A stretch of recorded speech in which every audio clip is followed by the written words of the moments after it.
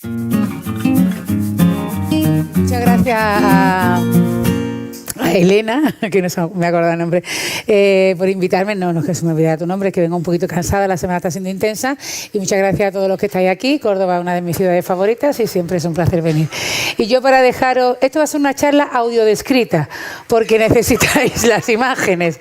Ayer estaba yo en Zaragoza, creo que era, y alguien me preguntaba, ¿hay algo que no hayas hecho en divulgación? Y dije yo, un musical, pero no. Me faltaba la charla audio descrita y me voy a estrenar con vosotros. Voy a ir explicando lo que sale en las imágenes. Voy a hablar, yo soy matemática y lo siento por vosotros si no lo sois, es lo mejor que se puede ser en el mundo. Las matemáticas son la belleza pura y absoluta y no hay nada más bello que las matemáticas, y lo digo absolutamente en serio. Y si alguien está pensando en una división o en una raíz cuadrada, eso no son matemáticas, eso son cuentas. Yo hablo de verdad de matemáticas que son muy bellas. Y las matemáticas, como me dedico a hacer apología de ellas, porque tenemos un problema, no a nivel español, sino a nivel mundial, de que necesitamos muchos más matemáticos, porque el futuro está escrito con matemáticas, el futuro es tecnología, son algoritmos, son big data, son machine learning, deep learning, todo eso son matemáticas. Pues yo me dedico a eso, a hacer apología de las matemáticas, porque necesitamos matemáticos y sobre todo necesitamos chicas matemáticas, ¿no? Digo chicas para que se distinga la disciplina de las mujeres matemáticas. Lo necesitamos porque si no el futuro va a ser cosa de ellos. Y a las mujeres nos ha costado mucho trabajo, un poquito, tener un poco de presencia en el mundo para que ahora los dueños del mundo sean los de Google, Amazon, Twitter o Facebook, que son todos tíos. Dicho este alegato, entre todas las cosas que se pueden aplicar las matemáticas, pues yo, para dejaros con buen cuerpo, voy a hablar de enfermedades. O sea, si os vais a casa calentito.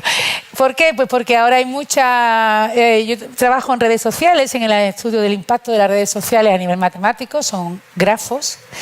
Y evidentemente soy una defensora a ultranza de las redes sociales, me encantan las redes sociales, la potencia que tiene, o sea, lo que es la herramienta, no la mala leche que la gente destila en Twitter, ¿no?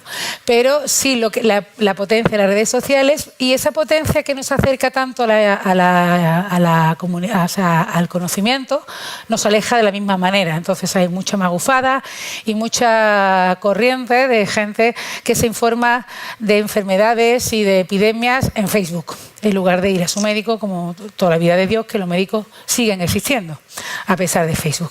Entonces la charla, ¿dónde está? ¿Está aquí? No, para atrás, ya le da para atrás otra vez, ¿no? Vale. Bueno, pues ese es el título y hay un dibujo muy bonito y debajo está mi nombre, ¿vale? Y la primera pregunta es ¿qué tienen que ver las matemáticas con la salud? ¿No? Porque las matemáticas ya he dicho que tienen que ver con todo lo que hacemos, con la ropa que llevamos, con todo lo que hacemos. Está hecho gracias a las matemáticas. Y he dicho también que iba a centrar esta charla en los aspectos que las matemáticas pueden ayudarnos en la salud. Y entonces, los que no lo veis, ahí está el Dr. House. Una foto del Dr. House. Y lo digo porque muchas veces cuando yo hablo de matemáticas y salud y hay algún médico en la sala, ¿hay algún médico en la sala? Doctores, sé que sí, pero ¿médicos hay alguno en la sala? Bueno, pues algunos médicos, cuando pongo House, dicen, oye, que es artible, de verdad, siempre estáis con el mismo chiste. Siempre que hay que poner un médico, usáis como referente a House, ¿no? No se os ocurre otra cosa. Y tengo amigos físicos, ¿hay algún físico en la sala? Sí, aparte de Joaquín Sevilla. Y los físicos igual, dice que es artible sois, que cada vez que habláis de un físico, pues vale, Sheldon Cooper o Albert Einstein, no tenéis imaginación, ¿no? Siempre ponéis los mismos referentes y es muy pesado. Y os voy a confesar una cosa, más harta estoy yo de decir que soy matemática y que a nadie se le ocurre el nombre de ninguna matemática. No hay ningún referente matemático y ahí sale una mujer sin cara, si la veis. O sea, es peor no tener que decir que eres matemática y que la gente diga, ¡ay, como! Claro que también soy matemática, podría ser peor, podría ser bióloga. Y te digan, ¡ay, como Anita Obregón! O sea, que al fin y al cabo no lo llevo tan malamente. Bueno, pues como decía, me voy a poner aquí para ver yo mis transparencias. Como decía, vamos a intentar explicar qué tienen que ver las matemáticas con la salud. Y voy a ir rapidito porque yo me enrollo mucho. Bueno, la matemática tiene que ver con la salud desde el momento, puede decir uno, de que te controlan la dosis que te tienes que tomar de un medicamento para que no la espiches, ¿no? Pero aparte de eso, hay muchas matemáticas. Las matemáticas desde hace mucho tiempo tuvieron que ver con la salud. Y ahora sale aquí la foto de un señor, de John Brown, que en Londres, en el siglo XVII, fue uno de los primeros que hizo un estudio matemático, bueno, no exactamente matemático, estadístico, bueno, matemático, que se utilizó para detectar epidemias. John Brown no era médico ni era matemático. John Brown era un señor que tenía una mercería, pero estaba el hombre muy aburrido o tenía mucho tiempo libre, y lo que recibía en su tienda, en su mercería, era una cosa que se ve que se llevaba entonces, que eran los boletines de muertes en la ciudad. O sea, que te llegaba un boletín, mira quién se ha muerto, ¿no? Como lo que ven las esquelas del periódico, pues allí venía un boletín. Y se ve que el hombre, como no tenía Twitter, pues se ponía a mirar aquellas cosas a ver si salía él, ¿no? Y entonces, a ver si estoy muerto, estoy aquí con la tienda abierta, ¿no? Entonces, pero se entretuvo en hacer tablas. Algunas tablas estadísticas, o sea, entonces todavía no se llamaban tablas estadísticas, de poner quién se había muerto, de qué y dónde. Con lo cual empezó a detectar epidemias. O sea, porque si varias personas se morían en una determinada zona de la ciudad de una determinada enfermedad, él alertaba de que allí había un contagio. O sea, estamos hablando del siglo XVII. Y la gente que podía y que tenía dinero, pues iba a sus casas de campo, y los que no, pues se morían y ya está, como ha pasado toda la vida de Dios, ¿no? Pero digamos que John Brown fue el primer bioestadístico que se empezó a detectar enfermedades simplemente haciendo una cosa muy sencilla, apuntando quién se había muerto y por qué. Hay gente para todo, ¿no? El siguiente, me voy para atrás. El siguiente que sale es una señora que es Lady Montagu, que no es tampoco ni matemática ni es médica, era una lady. Era la mujer de un cónsul español, inglés, que se fue a Turquía. Ella tuvo viruela cuando era pequeña y estuvo casi a punto de despicharla. La viruela era una cosa muy, muy, muy, muy chunga. Y de hecho ella tenía marcas y quedó un poco marcada, o sea, un poco afectada por la viruela, pero su hermano pequeño además se murió. Entonces ella era una persona que le tenía mucho miedo a la viruela. Y cuando llegó a Turquía, porque su marido era cónsul, descubrió que las madres de Turquía lo que hacían es coger pus de las vacas que tenían viruela y se la inyectaban a sus hijos bajo la piel para inocularlo, que nos puede parecer una guarrería, pero era una vacuna. Entonces esta mujer, que le tenía mucho miedo a la viruela, lo hizo con sus hijas directamente, inyectarle pus de gente que estaba infectada con viruela para inocularla. Ya había muchos médicos en Europa que estaban pensando en la inoculación. Lo que pasa que, bueno, os podéis imaginar la gracia que le hacía a la gente aquella guarrería, ¿no? Pero Lady Montagu, como era una señora rica y muy bien conectada, consiguió que se hiciera. O sea, consiguió hablar con muchos médicos y al final consiguió que se empezara a hacer eso, meterle a la gente pus de la viruela para inmunizarla. Luego vino un matemático, Daniel Bernoulli, que hizo cuentos, todavía no se había inventado la vacuna. Daniel Bernoulli, que era el hijo, era un tío que tenía un montón de familia. Este era el hijo del Johann, que también era matemático, eran todos matemáticos los Bernoulli, por Daniel de los Bernoulli. Hizo unas cuentas, o sea, hizo un primer estudio ya muy serio sobre el efecto de lo que proponía Lady Montagu. Bueno, no, la idea no es de Lady Montagu. Lady Montagu fue la que lo hizo popular gracias a sus contactos. Y descubrió que evidentemente la gente que se inoculaba el pus de la viruela pues sobrevivía a la enfermedad. Y luego llegó Jenner, el Edward Jenner, que es el padre de las vacunas, que con unos métodos que ahora mismo pues lo meterían un poquito en la cárcel, una mijita, con los Jordi y el de la vacuna, pues descubrió la vacuna para la viruela. Pegamos un salto en el siglo, en el tiempo, nos vamos otra vez a Londres, nos vamos ya al siglo XIX, y aquí hay un señor así con tipo de inglés, y los de atrás están riendo, supongo que porque se llama Jon Snow, pero no es ese Jon Snow, porque Jon Snow que tú estás mirando así no tiene la H en el Jon, es Jon, como si fuera vasco. Pues ese Jon Snow también era un médico, había un brote de cólera muy importante en Londres. Esto me permite hablar ahora un poco, ahora está de moda en algunos foros de Facebook, no en los míos, ¿no? Porque yo esta gente la quito de Facebook rápido, lo de beber agua cruda. Vale, pues cuando la gente bebía agua cruda había cólera. O sea, os lo digo por si a alguien se lo ha olvidado, ¿no? Porque las heces en el agua pues te hacen daño en la tripita, es chungo. Pues en aquella época, que la gente bebía agua cruda porque no tenía más remedio, había un brote de cólera en Londres. Entonces no se sabía que el cólera se transmitía a través del agua, se pensaba que se transmitía a través del aire y del contacto físico. Y Jon Snow, se puso a mirar también, también un poco como Brown, a ubicar geográficamente las muertes, dónde vivía la gente que se moría. Entonces se dio cuenta de que había una cierta concentración geométrica, o sea que las muertes estaban muy concentradas en una región de la ciudad, había otras muertes fuera. Y él, como era un buen científico, pues iba y preguntaba por qué esa gente se había muerto. Bueno, se había muerto de cólera, pero que se habían visitado la zona que geográficamente él estaba detectando, y efectivamente todos habían estado en algún momento en aquella zona. Entonces hizo un mapa que no podéis ver, por los que estáis delante, pero los detrás sí, bueno, sí se ve un poco, ¿no? Hizo un mapa que se llama el mapa de Voronoi, ahora, entonces no, porque Voronoi no había nacido, pero lo que se dio cuenta Jon Snow es que la gente que moría era la gente que estaba más cercana a una determinada fuente. O sea que lo que hizo Jon Snow es dividir el mapa de la ciudad de Londres en función de la cercanía a las fuentes. La gente no tenía agua corriente en sus casas, iba a la bomba, sacaba el agua, la bebía y tal. Y pues como si hiciéramos un mapa de pizzerías, ¿no? Si tuviéramos una cadena de pizzería, pues haríamos un mapa de la ciudad donde cada pizzería tendría asociada a su región más cercana. Él lo hizo con la fuente y se dio cuenta de que efectivamente todas las muertes estaban en la zona de la fuente de Broad Street. Cerraron la fuente, acabó con el cólera, descubrió que el cólera se transmitía a través del agua y lo hicieron el padre de la epidemiología moderna que me ha salido, gracias también a la geometría.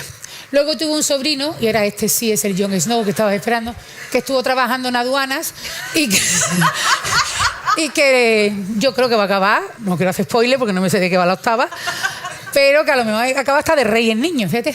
Bueno, seguimos avanzando.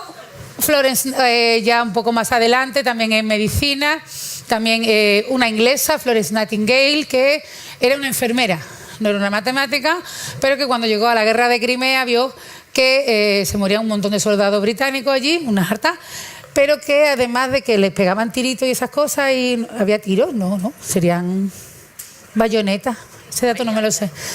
Pero es que le habían puesto un hospital de campaña en lo alto de una cloaca. Y la chiquilla iba paseando ahí entre las heces para ver a los soldados. Y en aquella época no estaba claro eso de que a lo mejor está al lado de un mojón, mientras que, al lado de heces, mientras que estás malito, no es sano. Pero ella tuvo esa intuición, ella dijo, ¿y si limpiamos? Y limpiaron, y empezó a tomar estadísticas de cómo iban mejorando.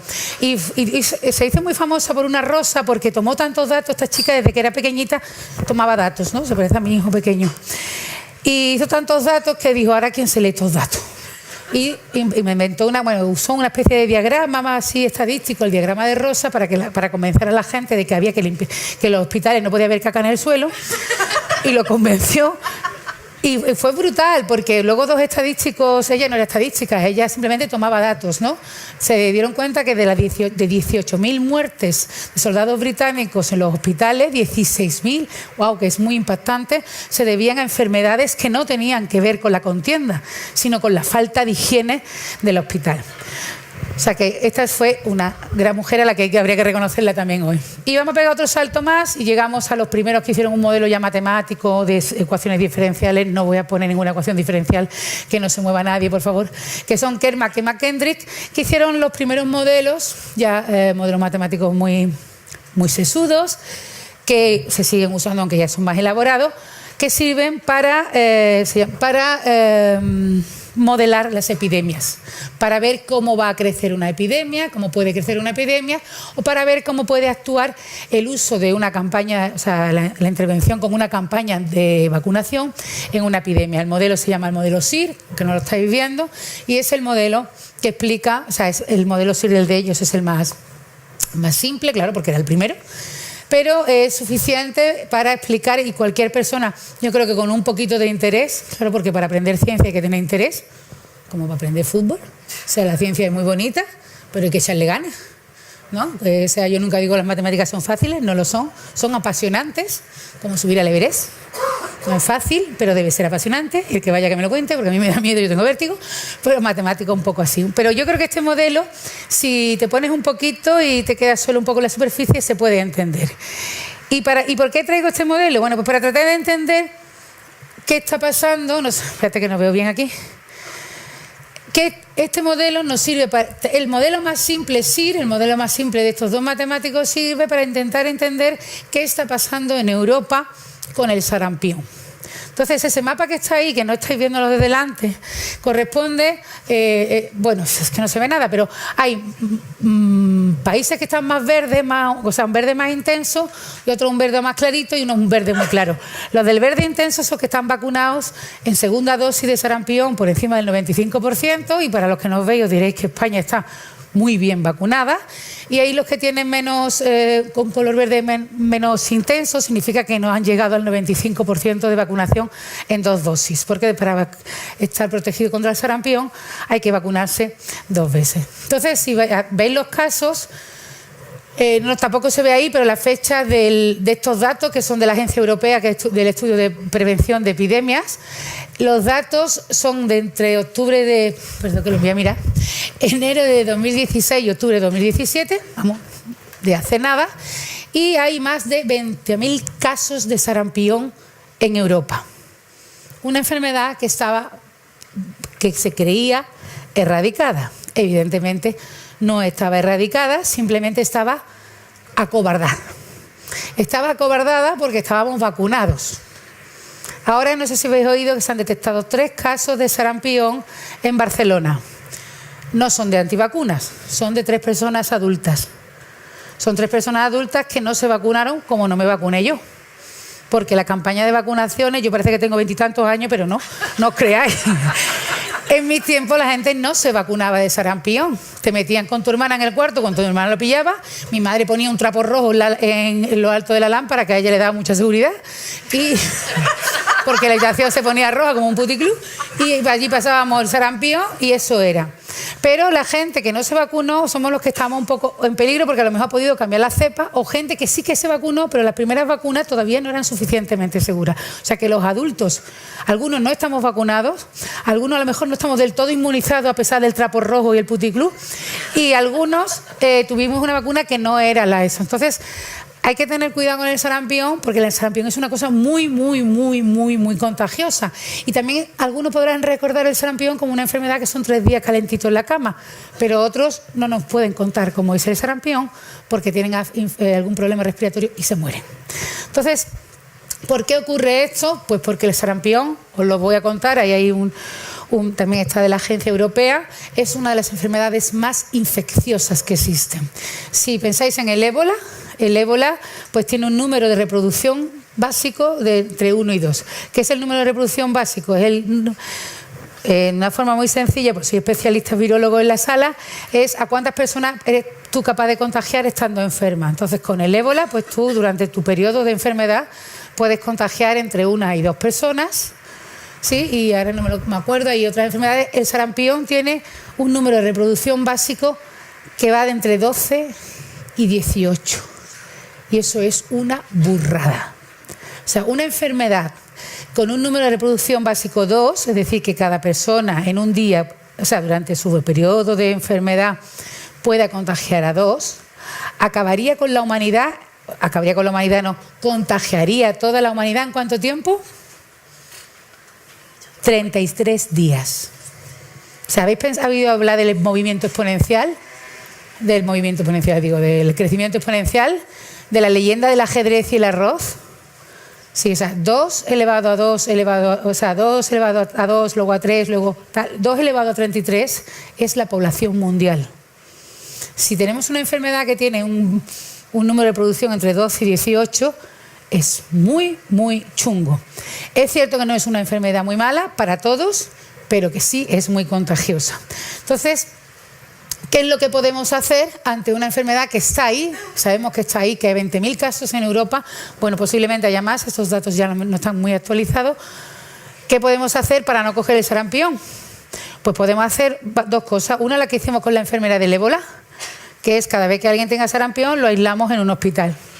Que como ahora el sistema sanitario con toda la inversión del gobierno y eso está canela, pues ponemos sala de aislamiento por cada enfermo de sarampión que encontremos.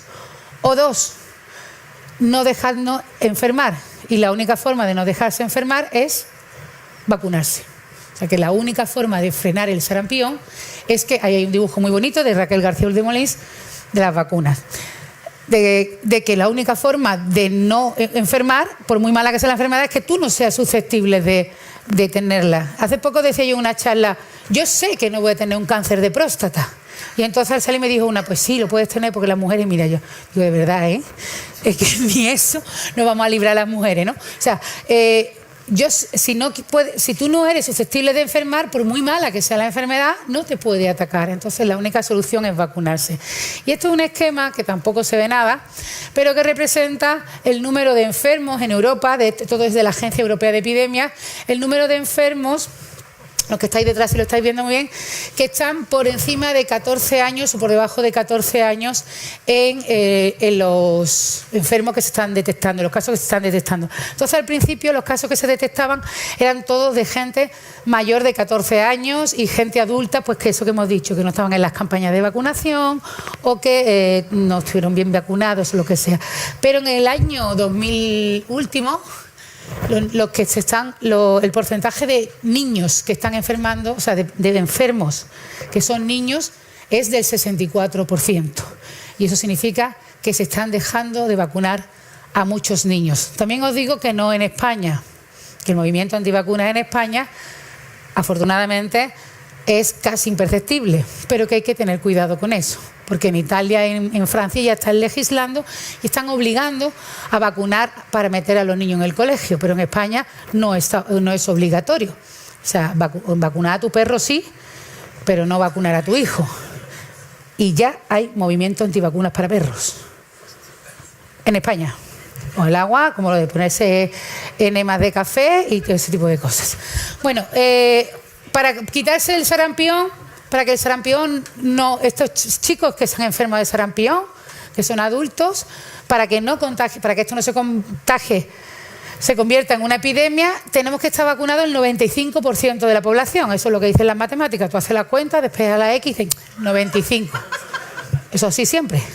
El 95% de la población no significa que en España tenga que estar vacunado el 95% de los españoles. Significa que en España tienen que estar vacunados el 95% de los españoles, que en Andalucía tienen que estar vacunados el 95% de los andaluces, que en Córdoba tienen que estar vacunados el 95% de los cordobeses y que en el cole de tu hijo tienen que estar vacunados el 95% de los niños. O sea, el 95% a cualquier escala. Porque si tenemos el 95% en España, pero tenemos una comunidad guay en algún sitio, iba a decir Tabarnia, pero no, un sitio así, no, porque no tengo una en contra, en un sitio en Vacunarnia, donde hay mucha gente que no se vacuna, pues se carga la inmunidad total del grupo, como ha pasado con Portugal, que recientemente ha publicado que ha perdido su inmunidad de grupo frente al sarampión. Y sin embargo no se alcanzan esas tasas de vacunas en Europa y uno se pregunta ¿por qué? Y eso es una Mati muy enfadada que no estáis viendo. ¿Por qué? Y nos enfadamos. Y muchos divulgadores decimos, la gente es gilipollas, ¿no? Porque te viene un calentón arriba y se muere un niño de difteria en Oloz y somos humanos y todos decimos alguna vez cosas que nos arrepentimos. Y pedimos perdón, algunos, y otros pues alguna vez lo pedirán. El caso es que no es esa la respuesta. Y estoy absolutamente segura de que los antivacunas no son gilipollas. Son gente que están decidiendo sobre su bebé. Nadie decide hacerle daño a su bebé, ni a su hijo. O sea, nadie coge a su hijo y dice, no te voy a vacunar, para que te muera. ¿No? Eso como dice David Broncano, no tienes que vacunar a todos tus hijos, solo a los que quieras, ¿no? Pues eso. O sea, el chiste no es mío, de David Broncano. O sea, nadie coge a su bebé y dice, no te voy a vacunar, te jodes, ¿no? Sino todo lo contrario, eres mi bebé. Entonces, ¿por qué la gente no vacuna? De hecho, yo creo que en divulgación nunca se debe insultar ni se debe atacar, porque hay una tercera ley de Newton, que me va a corregir por ahí Joaquín si la digo bien, que si tú le pegas a alguien una bofetón te va a venir para atrás en el sentido contrario con la misma fuerza. Entonces, si tú una antivacuna dices gilipollas, pues te dice científica, ¿no? Y ya ahí se acabó la conversación, en fin, venga, bueno, cada uno va a su casa, ¿no? Entonces hay que entrar bien, porque además no creo que lo sean. Lo que pasa es que, eso se puede explicar, como decía, que la gente cuando va a vacunar, alguna gente, yo vengo de Bangladesh y nadie se pregunta si vacunar o no vacunar a su hijo. Porque ellos saben, los ven morir. Sabe que la mortalidad infantil es una cosa a la orden del día. En un congreso de vacunas que estuve hace poco, me contaban unas enfermeras catalanas, porque eran catalanas, estaban allí, en mi mesa, dice, nunca faltan a la cita ni los inmigrantes sudamericanos ni los inmigrantes africanos. Saben que se mueren, que los niños se mueren si no se vacunan. El absentismo nunca viene de gente que ha visto morir a los niños muy jóvenes. Entonces, ¿por qué la gente no vacuna? Ahora aquí hay un grafo, ¿lo veis? Más o menos. Voy a explicarlo rapidito. Esto es una comunidad y no se ve, pero son 14 personas. 3 que son este y este piensan en rojo. Pues no sé, piensan que es guay hacerse enemas de café calentito. Cada uno tiene sus cadaunadas. Y el resto piensa que es una idiotez. Entonces, desde fuera, lo que quiero ver es cómo percibimos las cosas dentro de la sociedad. A nosotros desde fuera, ¿qué percibimos? Pues que la mayoría de la gente piensa que hacerse un enema de café calentito pues es una chorrada muy grande, aparte de peligroso. Y desde fuera sabemos que la mayoría piensa que está mal.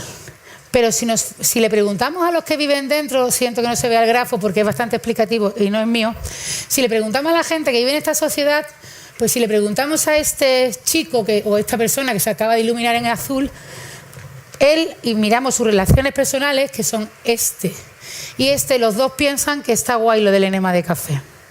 ¿Vale? Podemos pensar que son antivacunas. O sea, que estos 3 son antivacunas y el resto no. El resto están a favor de las vacunas. Pero él percibe que el 100% de sus amigos o de sus conocidos son antivacunas. Y le preguntamos a que se acaba de iluminar aquí en azul, pues ve que el 75%, créenme, está ahí por ahí el grafo dibujado, son antivacunas. Y si le preguntamos a cualquiera de los puntitos blancos que aparecen aquí, que son 11 de 14, todos piensan que la mayoría de la gente es antivacunas. O sea, están teniendo una percepción equivocada. La que tenéis vosotros cuando vais a votar. Que por la noche os creéis que va a ganar, que vosotros habéis votado, ¿eh? Y cuando sale el resultado, otra vez a ganar PP. Y todo el mundo dice, ¿quién ha votado al PP? Si yo no conozco a nadie que ha votado al PP. Porque a lo mejor tus amigos no te reúnes de gente que piensa, ¿no? Eso nos pasa, nos reunimos todos de gente que piensa como nosotros. Bueno, ¿qué le tienen estos puntos rojos especiales en el grafo? El grafo es este dibujo que no se ve aquí. Lo que tienen de especial, no sé si los de atrás lo pueden ver, ¿qué tienen de especial esos puntos rojos respecto a los blancos? Que son los que tienen más amigos, son los influencers. Son los que se llaman sensores, conectores o influencers del grafo. Entonces, si tú tienes 2 o 3 influencers en una comunidad, pueden crear esto que se llama un espejismo de la mayoría. Pueden crear ese espejismo que la gente piense que la mayoría cree algo que no lo cree la mayoría, pero lo creen los influencers. Y eso, pues los ejemplos los están usando las marcas publicitarias para hacer publicidad. Es más barato regalarle unos zapatos a Katy Perry y que ella se haga una foto en Instagram, y tiene más, eso es cierto, tiene más efecto publicitario que llenar Córdoba de vallas publicitarias con los zapatos. O sea, ella pone un zapato, esto también es un mono, decir, mira qué zapato más mono me he puesto en Instagram, le ha costado comprarle unos zapatos, bueno, y pagarle un poquito también a Katy Perry. Pues ese tipo de cosas tienen ese uso bueno y ese uso malo. Que si imaginemos la siguiente situación, bueno, les pedimos a la mayoría eso, que 3 personas influencers digan eso. Ahora nos imaginamos esta situación irreal, esto es una invasión zombie, siento que no veáis la foto porque es muy chula.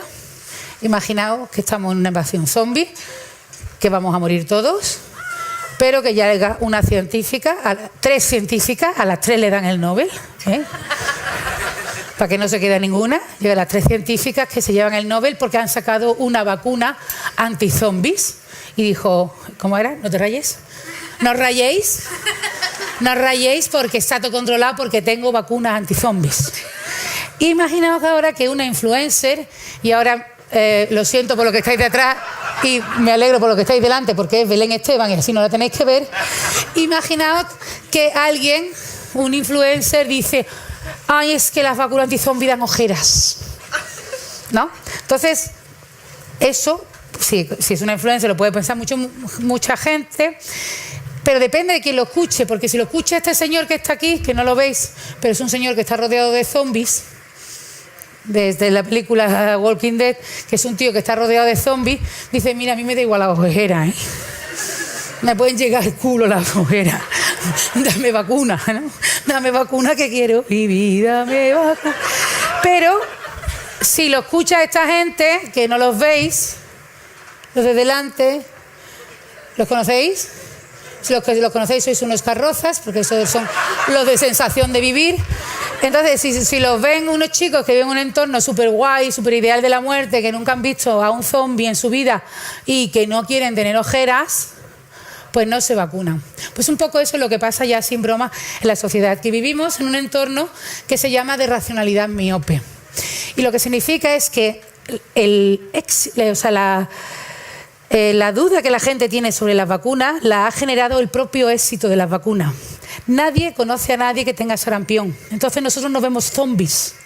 No vemos a gente que tiene sarampión, no vemos a gente que tiene difteria, no vemos ya a gente que tenga polio. No existe para nosotros. Y sin embargo tenemos a algunos influencers, como el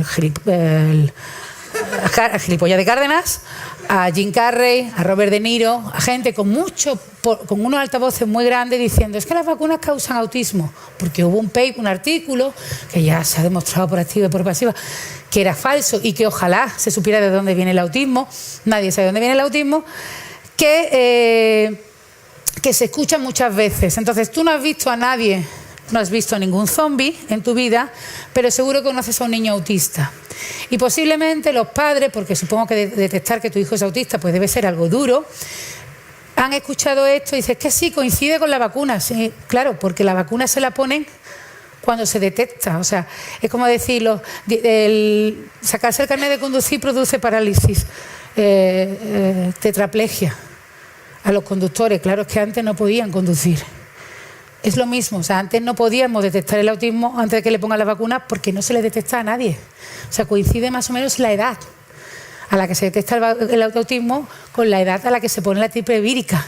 Pero correlación nunca implica causalidad o no tiene por qué, y en este caso ninguna. Entonces lo que nos ocurre es que estamos, ya no se ve nada aquí, a la hora de decidir evaluamos, voy a pasar esto porque no se ve nada, evaluamos cuál es estamos en un entorno de racionalidad miope donde la posibilidad de contagio la vemos muy chiquitita, que es una letra muy chiquitita. ¿Por qué vemos la posibilidad de contagio muy chiquitita? Porque durante muchos años, y en España sobre todo, hemos tenido unas campañas de vacunación maravillosas y estamos muy bien inmunizados gracias al sistema público de sanidad. Y gracias a gente como Cárdenas, Robert De Niro o algún iluminado más, la probabilidad de efectos secundarios la vemos muy grande. Y entonces cuando vas a decidir en un entorno de racionalidad miope, posiblemente digas: ¿para qué voy a vacunar a mi niño si no le va a pasar nada?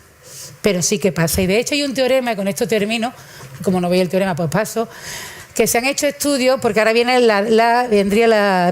¿hay que obligar a vacunar o no hay que obligar a vacunar? Ese sería ahora el tema.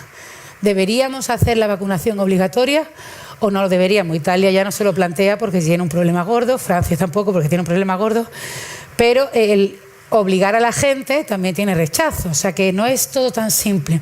Pero esto sí, este es un modelo matemático, hay muchos que se están haciendo, en el que se prueban que si dejas a la población decidir vacunar o no en entornos de racionalidad miope, es decir, en entornos donde no hay enfermedad casi, y hay mucho influencer hablando de tonterías, de ojeras, de efectos secundarios o de lo que quiera, al final se acabará pasando lo que ha pasado en Portugal, que se perderá la inmunidad de grupo.